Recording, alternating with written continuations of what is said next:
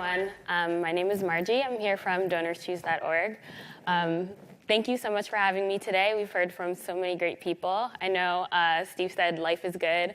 I say lunch is good, so I'm going to try and keep this not super long. I would love to start off with a quick video introduction to Donors Choose.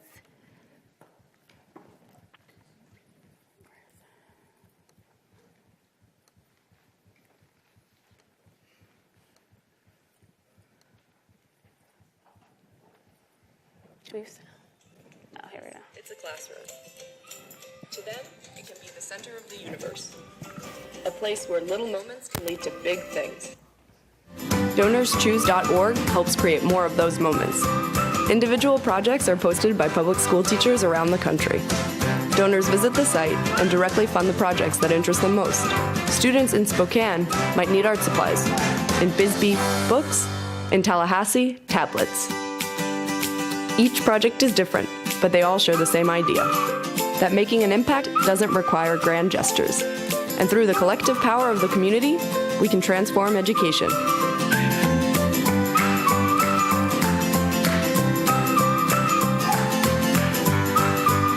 Visit us today and help get a kid going.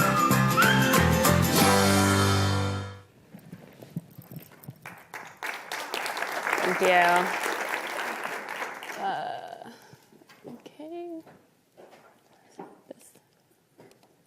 All right.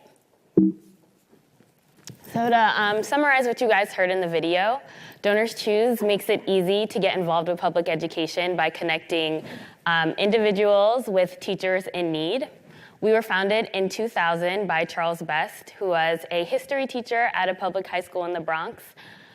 Charles saw that not all schools were created equal, that many of his students lacked basic supplies like pens and paper, and the school didn't have room in the budget to provide these items. So what Charles did was create DonorsChoose.org, a website where teachers can go online and request anything their students might need. If it's books in Bisbee or tablets in Tallahassee, they can go online and request those items. Then donors can give to whatever project inspires them, and DonorsChoose.org will ship the material directly to the classroom. We also vet every single project before it's posted to our site. Every donor who gives gets photos of the students using the materials. They get a letter from the teacher, and they also get insight into how every single dollar was spent. If you give $50 or more, you also get handwritten notes from the class that you helped. Despite the fact that back in 2000, people were unaccustomed to researching, shopping, or donating online. I mean, if you think about it, back then, sites that we all know and love, like Facebook, Etsy, Kickstarter. I mean, I have trouble remembering a time before BuzzFeed was around. Charles was still successful in getting DonorsChoose.org off the ground. In 2002, the New York Times wrote that his Little Bronx experiment might someday change the world. In 2003, Oprah Winfrey featured Charles on her show about amazing public school teachers. And in 2007, DonorsChoose.org expanded to all 50 states. Flash forward to today, crowdfunding is now a word that everyone knows. And we are right now in 60% of public schools across the country. This school year alone, 400,000 individuals will join with companies and foundations to give over $74.5 million in supplies to schools across the country. Thank you.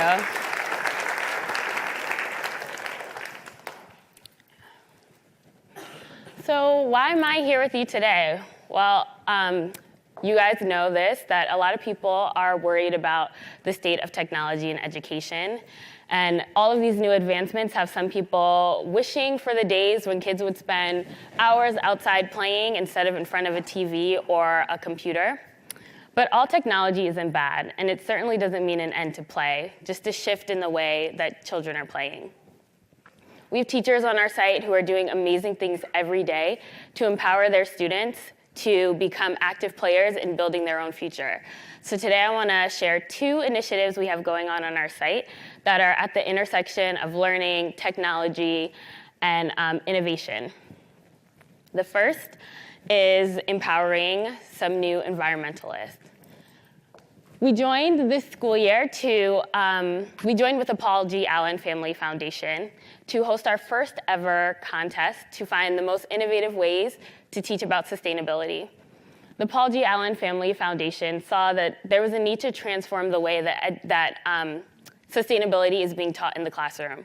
They wanted to foster a new breed of environmentalists that would be able to take on the challenges that we're facing today. So they pledged $300,000 in support of the most hands-on, innovative sustainability projects on our site. And with that $300,000, they were able to fund over 450 projects. The projects that our teachers created were absolutely incredible. They ranged from composting to aquaponics. Kindergarteners in Hawaii learned how to become beach buddies to help conserve the ocean. Their teacher requested materials for a mock oil spill and used those materials to teach them about all of the challenges that come with cleaning oil spills. By the end of the lesson, they learned that little things like turning off the lights and riding a bike and using reusable bags can help save the planet. Fifth graders in Michigan took on their declining trout population that was affecting their lakes after years of manufacturing waste destroyed spawning reefs. These fifth graders raised 650 trout from eggs inside of their classroom and released them to the lake once they were mature.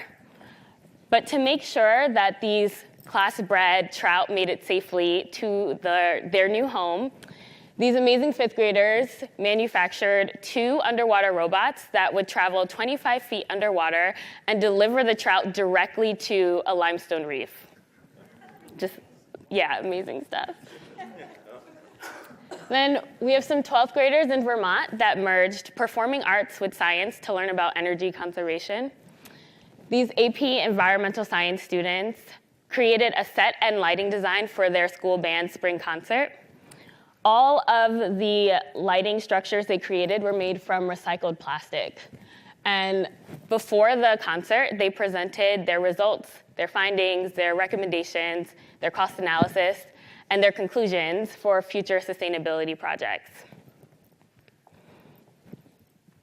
I'll give you one more example of initiative going on our site that is at the intersection of innovation and technology. This is one that I'm particularly excited about as it's getting young girls, a group of people who are largely underrepresented in the tech field, and teaching them how to code. Coding is pretty much at the center of everything that we use today. All the laptops you guys have out, the phones you have in your hand, the screen behind me. But women make up only 18% of computer science degree holders.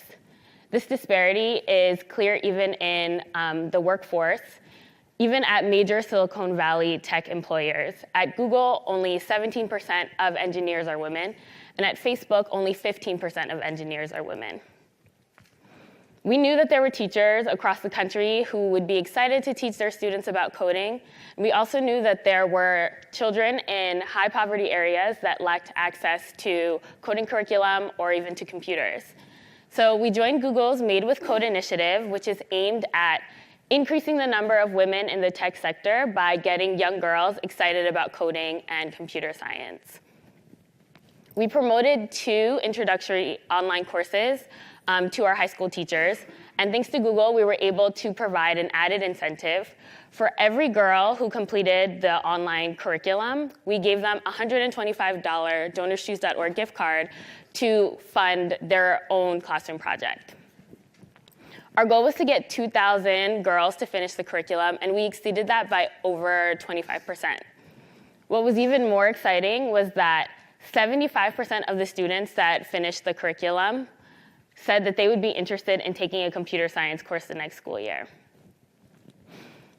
This photo comes from Miss Goodman's after-school computer programming class in the south side of Chicago.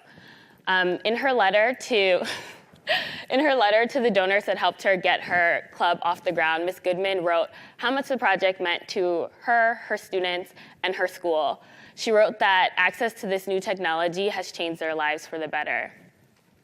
I'm excited and inspired every single day by teachers like Ms. Goodman who are encouraging their students to take on leadership roles they may not have ever considered before, and really love hearing these kinds of stories. So before I let you guys go off for lunch, I have one more thing to share with you. In true Sandbox Summit theme, we wanted to give you all a chance to play around on donorschoose.org for yourself. So as you exit the building, you will get a $50 donorschoose.org gift card for you to use on whatever project inspires you.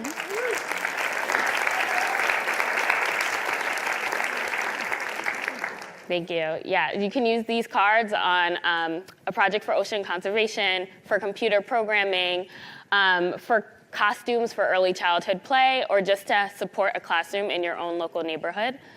If you have children, I encourage you to use these cards with them, sit down with them, browse our site, and work together to find a project that inspires you. But whatever you choose, I hope you have fun playing on donorschoose.org. Thank you.